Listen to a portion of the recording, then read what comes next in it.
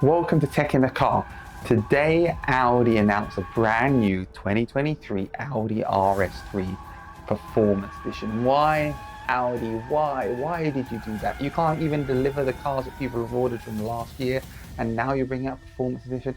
Anyway, in this video, I'm going to tell you what makes it special and different from the current RS3, if you even have one, which is unlikely if you're watching this video. And also, I'm going to tell you why I don't think you should buy it on Tech in the Car. The 2023 Audi RS3 Performance Edition starts at 75,000 euros for the Sportback, if you're in the US, sorry, and it's 77,000 euros for the Saloon. Actually, at today's exchange rate, that actually turns out to be about the mid 60,000s, which is currently what the current version costs in the UK anyway. So I'm not sure that the pricing is necessarily that expensive. I mean, expensive for an A3, but relative to what they are right now, it does actually seem like it might be pretty good value. But it's messed up. Come on, it really, really is. First of all, let's talk about the positives.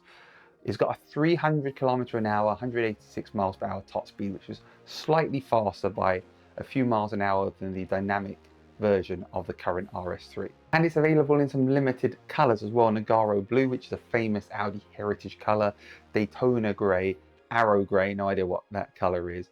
And then it's also available in a white and a black as well. So there are a few limited edition colors. I really like blue, and I think Nogaro Blue would be a fantastic color for an RS3. What else is new? It's actually got a bit more power, but even here, I think Audi have got it wrong. We've got 299 kilowatts or 407 horsepower, which is exactly the same, incidentally, as a Polestar 2 that I drove on the channel. So check out my review of that. But anyway, that's still less than the Mercedes-AMG A45S, and it's definitely a lot less than the new BMW M2, which has over 460 horsepower. Now, if you're going to bring out a performance edition, please give it more than 10 horsepower extra or 7 horsepower extra, or whatever you want to call it. Still, it's a very, very small amount. It's not really anything to get excited about. It now does 0 to 60 in 3.8 seconds instead of 3.9 seconds, but people are already getting 3.5 or quicker. So, I mean, it's not really a big deal. Some other changes, instead of saying RS3 on the daytime running lights when it starts up, it's going to say 300 to denote its 300 kilometer an hour top speed, and also its limited run of 300 cars. I don't know if that really is cooler. I'm not sure about that, honestly. One thing I do think is cool is a new alloy wheels. It's got new 19-inch 10 cross spoke matte grey wheels, and I think they do look fantastic, and I would love those on my car. Inside the car, there is something to get excited about though. For the first time, there are bucket seats in an RS3. Now, these are the same bucket seats as you will have seen in the RS4 and RS5 Performance editions, which have also been unveiled recently. They are very, very beautiful to look at, and they are matte carbon on the back, but they're manual. Why couldn't Audi have made electric carbon bucket seats? Why? It just smacks of being cheap. And then to top it all off, you have a carbon fiber background on your new infotainment display. I mean, like, carbon fiber background, that just looks so cheap and horrible and tacky. Why would anybody at Audi think that looks good? Fake carbon fiber background. I mean, come on, guys. Come on. Come on. Look, this car also has something else which everybody's been clamoring for. It's got a new silencer on the back of it, which means it will actually rev louder, and which means it will be a louder car. And that's what everybody complained about with this new RS3. It's not as loud as the previous generation. So that is the one thing which might make this car special. It's louder. And that is good to see, because the 5-pot engine sounds amazing, and we really want to hear that noise. But other than that, some new colors, tiny bit more horsepower, which doesn't really make much difference. Some new wheels, which look cool, and some different colors, which you could pay extra and get anyway if you went the Audi exclusive route. It doesn't change the fact that this car is not available in the UK, and it's going to be very, very hard to get even next year. This brings me back to my point at the start of the video. And that point was, most people do not have their RS3 order of the normal standard editions from last year. Now, I have a new launch edition, which I managed to get, but my original order from 2021 in August is still not built. In fact, it may not turn up until February next year, 2023. That is a year and a half, maybe longer, and that's assuming no delays.